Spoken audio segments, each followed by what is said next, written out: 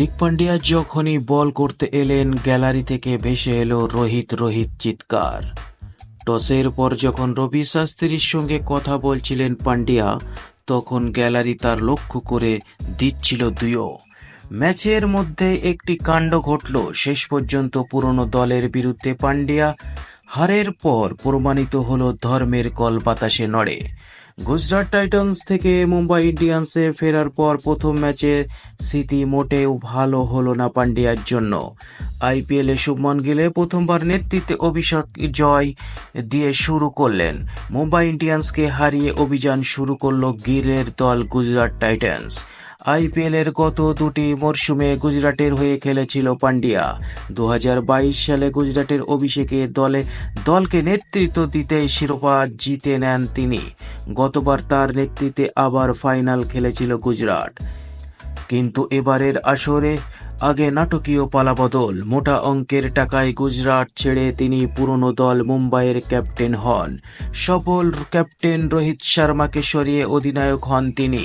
মুম্বাইকে 5টি আইপিএল শিরোপা জিতানো ক্যাপ্টেন রোহিতকে অধিনায়কের পদ থেকে সরানোটা সমর্থকদের অনেকেই ভালো চোখে দেখেননি।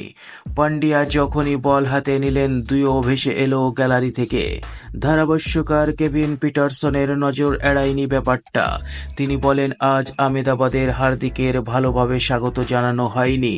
যতবারই ও বলের কাছে গিয়েছে ততবারই গ্যালারি চিৎকার করেছে। ভারতে এমন ঘটনা খুব একটা দেখিনি আমি। এদিন টস জিতে ফিল্ডিং নিয়ে পান্ডিয়া বোলিং করে এবং 3টি ওভার বল করে 30টি রান দিয়ে ফেলেন এবং একটিও তিনি উইকেট পাননি।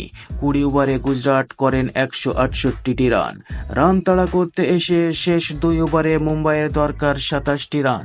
সেই সময় 7 নম্বরে ব্যাটিং করতে নামেন পান্ডিয়া। শেষ ওভারে 19টি রান দরকার ছিল।